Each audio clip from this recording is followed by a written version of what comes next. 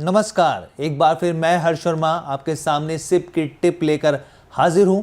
Budget पेश हो चुका है और आप यकीनन कई सवालों के जवाब तलाश रहे होंगे। सबसे पहला सवाल तो यही बनता है कि बजट के बाद किन म्यूचुअल फंड्स में निवेश किया जाना चाहिए। दूसरा सवाल महत्वपूर्ण है काफ़ी, क्या अभी भी रेलवे और डिफेंस थीम में दम बाकी है। इतना ही नहीं, यूलिप को लेकर भी एक बड़ा ऐलान हुआ है जिसकी बारीकियों को हम आपको समझाएंगे और जिसमें हमारी मदद करेंगे personal finance expert Jitendra Solanki ji. Sir, आपका बहुत बहुत स्वागत है। नमस्कार।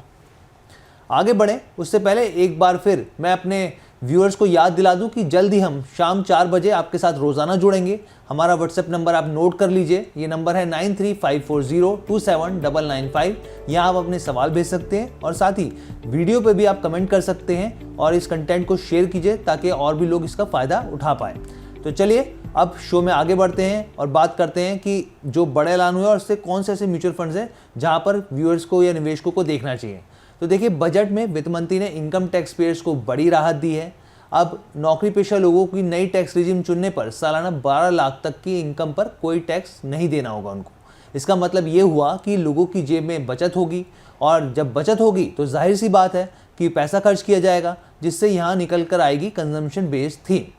तो सर, सबसे पहला सवाल मेरा आपसे यही है कि कंजम्पशन को बढ़ाने के लिए सरकार की ओर से जो मिडिल क्लास को बूस्टर डोज दिया गया है, आप इस फैसले को कैसे देख रहे हैं?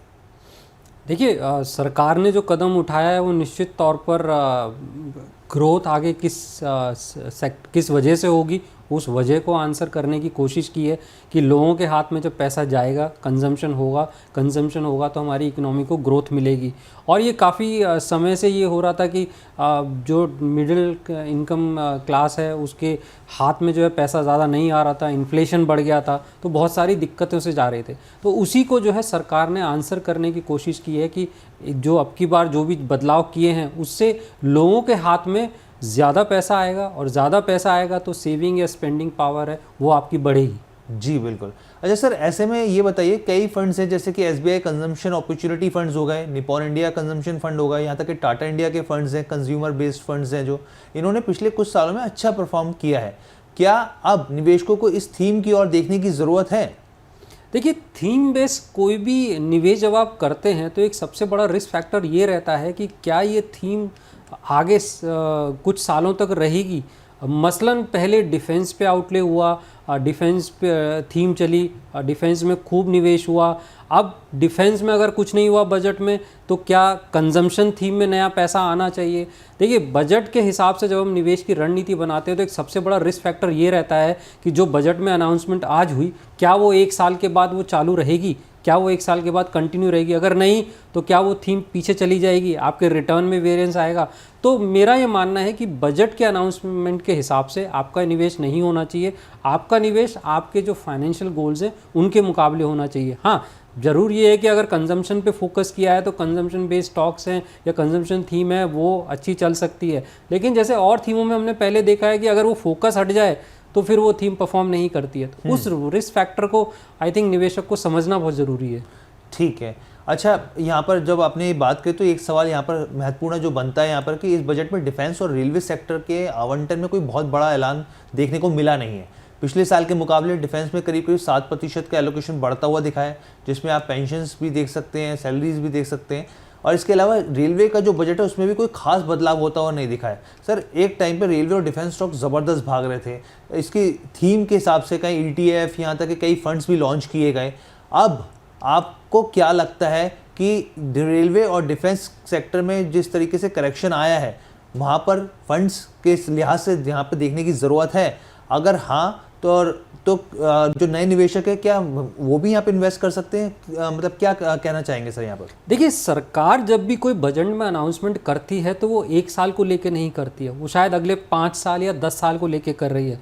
तो मेरा हमेशा ये मानना है कि जब सरकार का जो विजन है वो इतना लंबा होता है, जब किसी भी सेक्टर को लेके आउटले होता है या अनाउंसमेंट होता है, तो फिर निवेशक का जो लक्ष्य है वो क्यों 1 साल का रहे। आई थिंक उसको भी लक्ष्य जो है उसी हिसाब से लॉन्ग टर्म करना चाहिए। तो अगर आपने पहले डिफेंस को लेकर निवेश किया तो डिफेंस को लेकर निवेश तो खराब नहीं हो जाएगा, क्योंकि सरकार ने इस बजट में अनाउंसमेंट नहीं किया। तो मेरा ये मानना है कि जब भी इस तरह के सेक्टर में आप एक्सपोजर लेते हैं तो आपको लॉन्ग टर्म विजन रखना बहुत ज़रूरी है, तभी आप उसका बेनिफिट ले सकते हैं। तो सरकार ने अगर कोई अनाउंसमेंट इस बजट में किया है तो वो सारा बेनिफिट आपको एक साल में नहीं दिखाई देगा, ये साल टू साल जब चलेगा, इकोनॉमी में ग्रोथ आएगी, वहाँ बेनिफिट आपको दिखाई देगा। तो ये लॉन्ग टर्म विजन रखना बहुत ज़रूरी है। बिल्कुल। और आप हमेशा जब हम लोग आपसे चर्चा करते हैं तब भी आप कहते हैं म्यूचुअल फंड्स कोई 1-2 साल का नहीं बल्कि लॉन्ग टर्म के हिसाब से आपको नज़रिया रखना चाहिए यहाँ पर।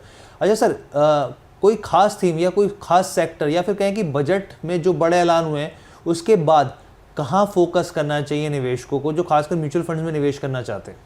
देखिए, अगर सेक्टर की बात करते हैं तो बजट के बाद कंजम्पशन से जुड़े हुए, और अगर हम सेक्टर्स को देखें एफएमसीजी है या इस तरह से जो कंजम्पशन से रिलेटेड, अब अगर मेरे हाथ में पैसा आया तो मैं कहाँ उसको निवेश करूँगा? मैं उसको निवेश करूँगा या स्पेंड करूँगा? स्पेंडिंग पावर आएगी तो जो भी रोज़मर्रा की ज़िंदगी की स्पेंडिंग की जो कंपनीज बनाती हैं उनको बेनिफिट होगा।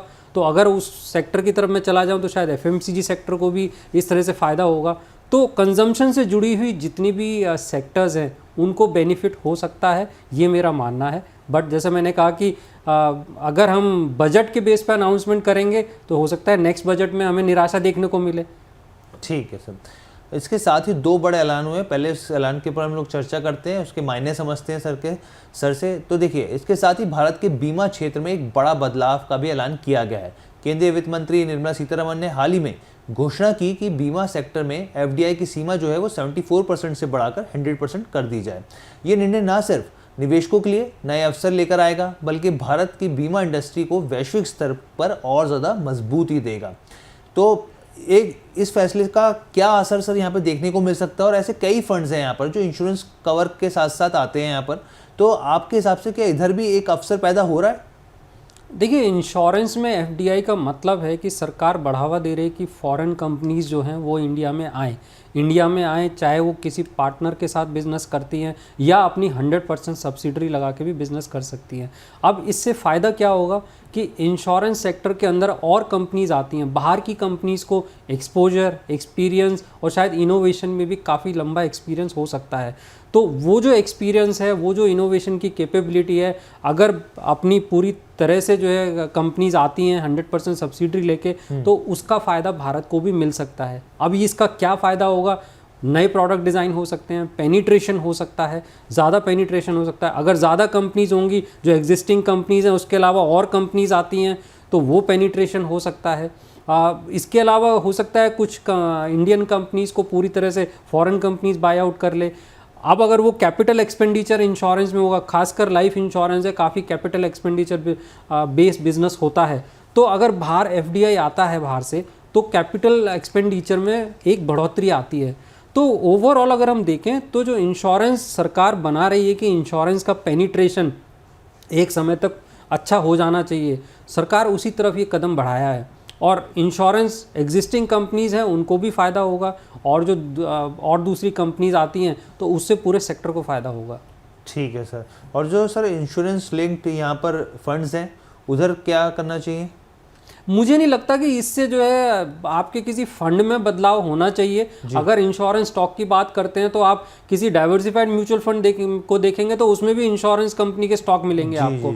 और कोई स्पेसिफिक फंड है तो वो केवल उस सेक्टर की तरफ जो है निवेश करता है। अब देखिए, सेक्टर या थीमेटिक फंड में कोई भी निवेशक अगर निवेश कर रहा है तो एक बड़े रिस्क फैक्टर के साथ कर रहा है। आज वो सेक्टर अच्छा लग रहा है, हो सकता है 5 साल के बाद उस सेक्टर में कोई डाउनफॉल आ जाए, किसी भी कारण से हो सकता है। हमने इंफ्रास्ट्रक्चर थीम में देखा है। तो मेरा ये मानना है कि इस तरीके से सेक्टर बेस में निवेश अगर कोई निवेशक करता है, पहली बात उसको उस सेक्टर की जानकारी होनी चाहिए। दूसरी बात कि अपने ओवरऑल पोर्टफोलियो में मुझे नहीं लगता 5 से 10% से ज़्यादा आपको करना चाहिए जब हम पूरे इन्वेस्टमेंट पोर्टफोलियो की बात करते हैं। तो जानकारी बहुत ज़रूरी है कि आप क्यों निवेश कर रहे हैं और आप क्या समझते हैं इस सेक्टर को, तभी आप ये पता लगा पाएंगे कि भाई 5 या 10 साल के अंदर इस सेक्टर में किस तरीके से बेनिफिट होने वाला है। ठीक है सर, आपने बहुत क्लैरिटी दी इसके ऊपर, और व्यूअर्स के मन में कई तरह के सवाल होते हैं कि सेक्टोरल फंड, थीमेटिक फंड्स में क्या करना चाहिए। एक तो आपने बताया 5 से 10% टोटल एलोकेशन होना चाहिए उसमें, और साथ ही इस थीम को भी समझना चाहिए कि आगे कितने साल, ये 5 से 10 साल चल सकती है कि नहीं चल सकती। तो हर एक, और रिसर्च खासकर सबसे इंपॉर्टेंट यहाँ पे हिस्सा हो सकता है। अच्छा, एक और बड़ा फैसला लिया गया है, इसकी बारीकी भी हम सर से समझ लेते हैं। वित्त मंत्री निर्मला सीतारमण ने हाई प्रीमियम वाले unit linked insurance plan ULIP policy पर टैक्स को लेकर भी बड़ा ऐलान किया है। जिन यूलिप्स का सालाना प्रीमियम करीब 2.5 लाख रुपए से ज़्यादा है, उन्हें अब कैपिटल गेन्स टैक्स के तौर पर टैक्स चुकाना होगा। ये संशोधन जो है 1 अप्रैल 2026 से प्रभावी होगा। जो पॉलिसियाँ 1 साल से अधिक समय तक रखी जाएंगी, उन पर लॉन्ग टर्म कैपिटल गेन्स 12.5% के हिसाब से लगाया जाएगा। इस फैसले का क्या असर होगा, ये समझते हैं जितेंद्र सर से। सर, क्या असर होने वाला है? देखिए, 2021 में एक बदलाव किया गया था कि कोई भी इंश्योरेंस पॉलिसी है, खासकर यूलिप्स हैं, जिसमें एनुअल प्रीमियम अगर 2.5 लाख से ज़्यादा होगा, और एक पॉलिसी नहीं, आपकी सारी पॉलिसीज़ कंबाइन करके अगर प्रीमियम 2.5 लाख से ज़्यादा होगा तो आपकी पॉलिसी टैक्सेबल हो जाएंगी।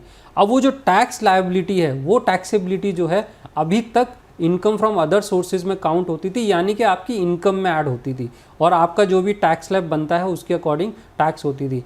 गवर्नमेंट ने इसको चेंज किया है। अगर हम फाइनेंशियल बिल का प्रोविज़न देखें तो गवर्नमेंट ने जो प्रोविज़न किया है वो ये कि 2.5 लाख से ऊपर की जितनी भी प्रीमियम वाली पॉलिसीज़ हैं, उनमें ये इनकम फ्रॉम अदर सोर्सेज से नहीं टैक्स होगा, ये कैपिटल एसेट काउंट होगा।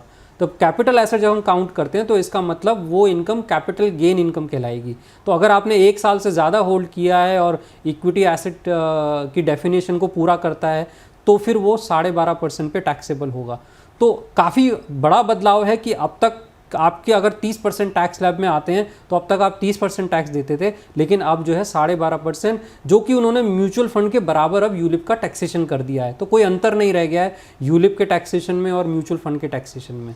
ठीक है सर, आपने तमाम पहलुओं को बहुत ही अच्छे से समझा, और मुझे लगता है हमारे व्यूअर्स को बहुत आसान भाषा में आपने बहुत अच्छे से क्लैरिटी दी।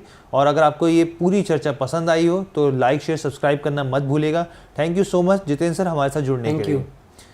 तो चलिए अब यहीं पर हम पूर्ण विराम देते हैं, और साथ ही मैं आपसे एक बार फिर जानकारी साझा कर दूं हमारे व्हाट्सएप नंबर की। नंबर आप नोट कर लीजिए, स्क्रीन पर फ्लैश हो रहा है, 9354027995। यहाँ आप अपने सवाल भेज सकते हैं। जल्द ही हम लोग लाइव रोज़ाना शाम 4 बजे आपके साथ जुड़ेंगे, और आपके मन में जो भी सवाल हो अपने पोर्टफोलियो से जुड़े हुए, म्यूचुअल फंड्स में अगर आप कुछ बदलाव चाहते हो या कुछ भी, कैसे भी सवाल आप हमें भेजिए। बस आपको इतना ही करना है कि 4 बजे हमारे साथ जुड़ना है। द बोनस के साथ जुड़ने के लिए आपका बहुत बहुत धन्यवाद।